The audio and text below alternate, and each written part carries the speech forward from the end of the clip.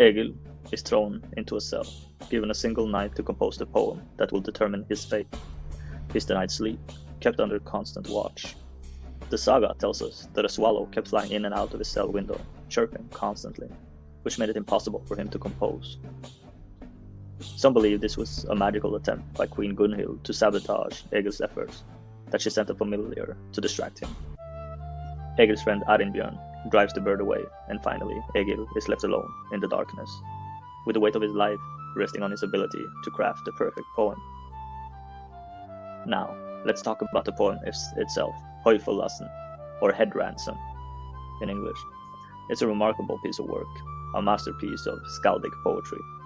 It's complex, intricate, filled with kennings, those metaphorical phrases so characteristic of Viking verses. For example, using the word wave horse instead of ship.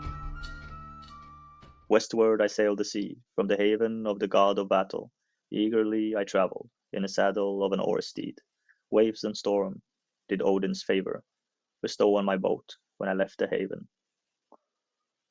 The poem is a tour de force. It praises Eirik's generosity, his prowess in battle, his lineage. It uses elaborate metaphors and complex sentence structures. It's a display of linguistic dexterity, a testament to Egil's mastery of the skaldic art. He even praises him for actions that Egil himself took part in on the opposite side. But could a poem, no matter how brilliant, truly save a man's life?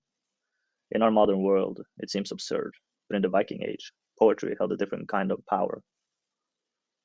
Poetry in Viking society was more than just entertainment. It was a way of preserving history, of shaping reputations, of conferring honor and prestige.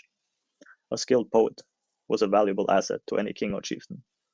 To silence such a voice, to kill such a talent, would have been seen as a loss, even by your enemies. The next morning, Egil is brought before Eirik and Gunhild. He recites the Head Ransom, his poem, his voice echoing in the king's hall. The saga describes the scene vividly. Eirik listens intently, his face unreadable. Gunhild, however, is visibly displeased. She interrupts the recitation, complaining that she cannot understand the complex language of the poem. But Eirik silences her. He has heard enough. The poem, he declares, is worthy. He is impressed by Egil's skill, by his ability to craft such a masterpiece under such extreme pressure. While he will not forget Egil's past transgressions, he agrees to spare his life on one condition. Egil must leave England and never return.